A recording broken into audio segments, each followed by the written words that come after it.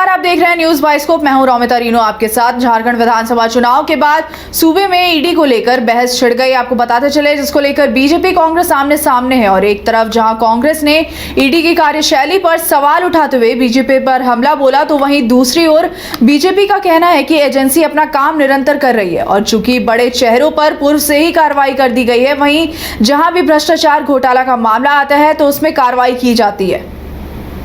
देखिए, ये तो सर्वविदित है कि ईडी भारतीय जनता पार्टी के लिए इलेक्शन मैनेजमेंट डिपार्टमेंट के रूप में काम करती है। और जब इलेक्शन मैनेजमेंट खत्म हो गया तो ईडी भी सुस्त हो गई, क्योंकि ईडी के पास कुछ तो मिलता नहीं है, सिर्फ एक दबाव है, एक भय का माहौल क्रिएट करना है चुनावों के समय में, चाहे वो लोकसभा का चुनाव हो या विधानसभा का चुनाव हो। तो लोकसभा के चुनाव में भी अहंकार खत्म हो गया और विधानसभा के चुनाव में जनादेश इतना प्रचंड मिला, जनता का इतना जबरदस्त आशीर्वाद मिला, झोली भर के जनता का प्यार मिला, समर्थन मिला कि भारतीय जनता पार्टी का कब्जा किए हुए सभी संवैधानिक संस्था को पता चल गया कि जनता सर्वोपरि है, जनता मालिक है।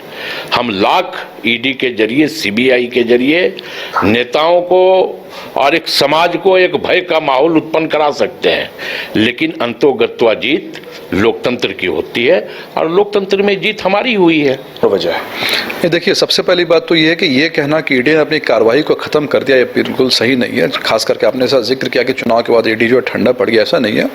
अगर आप देखेंगे चुनाव के बाद कई ऐसे घटनाएं हुई है। उदाहरण के लिए 3 दिन पहले की अगर आप घटना देखेंगे तो धनबाद में नेशनल हेल्थ रूरल मिशन में जो घोटाले हुए थे, उस घोटाले में लगभग 1.5 करोड़ की प्रॉपर्टी को ईडी ने अटैच किया है। नेशनल हेल्थ रूरल मिशन में ही जो उसका जो किंगपिन था प्रमोद सिंह कोयला कारोबारी, उसकी भी गिरफ्तारी हुई है। उसके पहले देखेंगे कुछ दिन पहले पाकुड़ में अगर आप देखेंगे सोशल डेमोक्रेटिक फ्रंट इंडिया के खिलाफ ईडी ने कार्रवाई की है।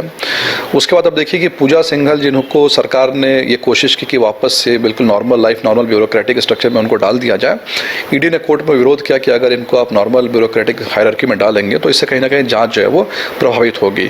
तो आप देख सकते हैं कि ईडी की कार्रवाई जो है वो, आप देखिए सीधी सी बात है कि आप चुनाव से पहले, मतलब चुनाव इसलिए वर्ड यूज कर रहा हूँ क्योंकि एक ब्रेक आता है पॉलिटिकल सेटअप में।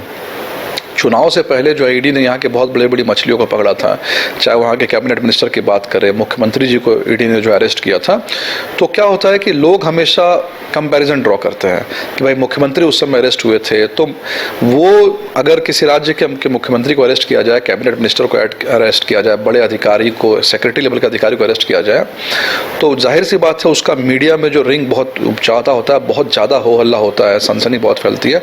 तो उससे लोग कंपैरिजन कर रहे हैं तो उनको लग रहा है कि नहीं, उस लेवल का जो सनसनी नहीं है और इसलिए उनको लग रहा है कि ईडी जो है वो शांत पड़ गया। ऐसा बिल्कुल नहीं है। अभी कुछ दिन पहले की घटना देखिए, यहाँ पर जो एक 6 करोड़ का स्कैम बोला जा रहा है कि जो यहाँ के सीईओ है, सीईओ ने एक वकील को पैसे दिए। क्यों वकील को पैसे दिए? क्योंकि वकील ने कहा था कि हम ईडी को मैनेज कर देंगे। उसके बाद ये खबर आई है कि जो रांची पुलिस द्वारा उस वकील को अवैध रूप से गिरफ्तार किया गया, अवैध रूप से रखा गया और ईडी लगातार कोर्ट में इस बात को कह रही है। ईडी ने इनफैक्ट जो है हाईकोर्ट में पिटीशन डाला कि किसी भी ईडी के ऑफिसर को अरेस्ट नहीं किया जाए, क्योंकि सरकार की तरफ से कोशिश की जा रही है कि किसी तरह से ईडी को फंसाने की कोशिश की जा रही है। तो ईडी कार्रवाई कर रही है, लेकिन ठीक है, क्योंकि बहुत बड़ी बड़ी मछलियां पहले ही पकड़ में आ गई है।